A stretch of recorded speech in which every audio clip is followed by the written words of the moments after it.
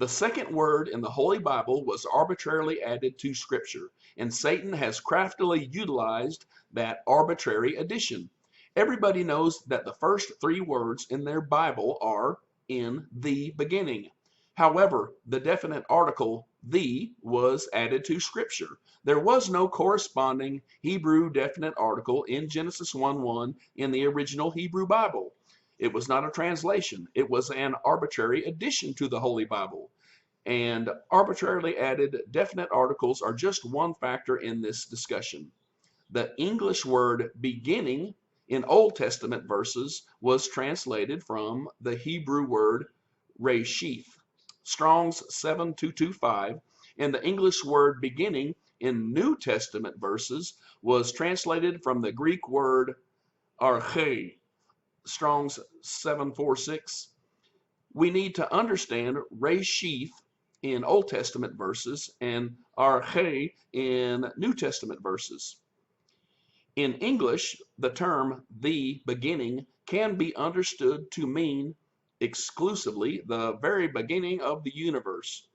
Genesis 1:1 is not that simple, and the Holy Bible repeatedly supports that fact. The word beginning, reshith, in Genesis 1:1 does effectively reference the very beginning of the universe, the Big Bang, and yet beginning, reshith, in Genesis 1:1 also effectively references much more. And that is just one reason why it was wrong to add the definite article the to beginning, reshith, in Genesis 1:1. Always remember that misinterpreting the term beginning in Genesis 1:1 flows out of, among other things, misinterpreting the Hebrew word reshith, Strong's 7225. So let's carefully study the Hebrew word reshith.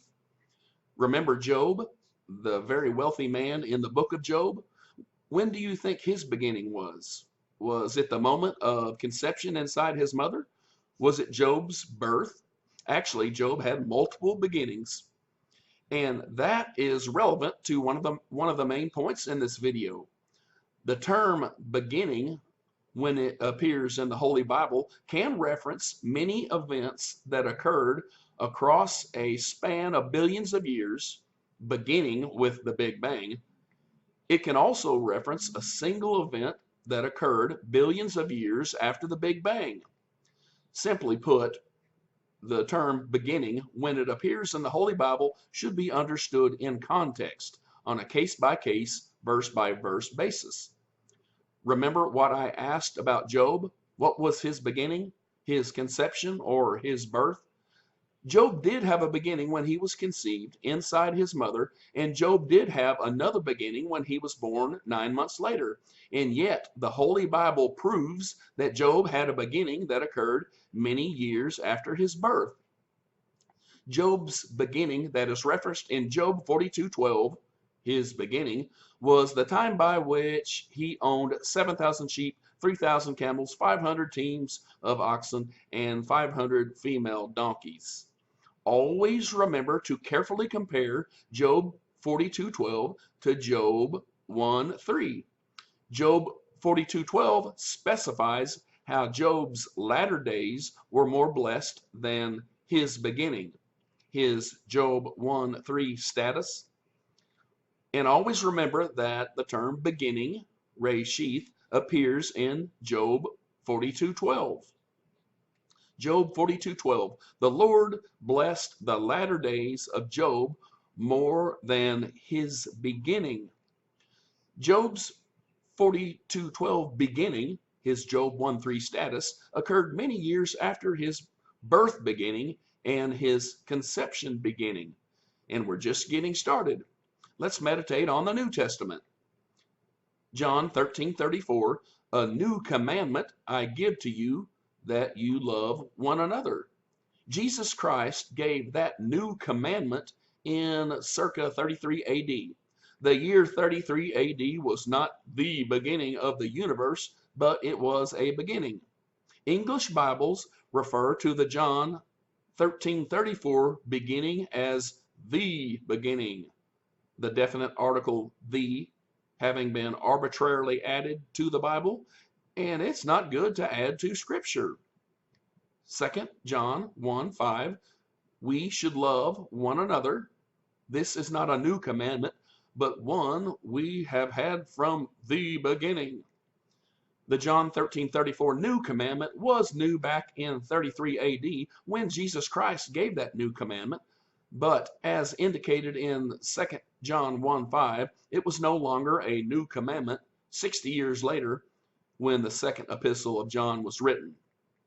2 John 1:5, which was written approximately 60 years after John 13:34, mentions the John 13:34 beginning, a beginning that had occurred approximately 60 years earlier, back in 33 AD. The John 13:34 beginning was not the beginning of the universe, the Big Bang, but it was a beginning. Young earth Christians do not want you to know all of these biblical facts. They want you to think that Mark 10:6 proves that God made human beings at the beginning of the universe.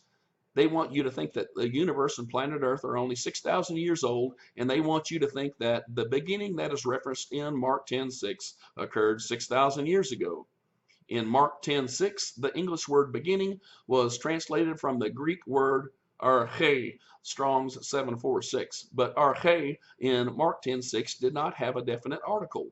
The Darby Bible translation did place a definite article directly in front of the English word beginning in Mark 10:6. However, the Darby Bible translation placed the definite article the in brackets in order to show that the was added to Mark 10:6. Actually, two bracketed definite articles were added to Mark 10:6 in the Darby Bible translation. Mark 10:6, from the beginning of the creation, God made them male and female.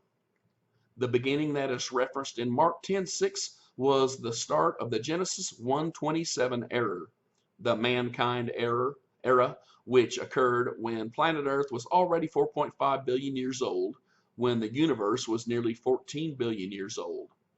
Also, see the information that is in the description box below.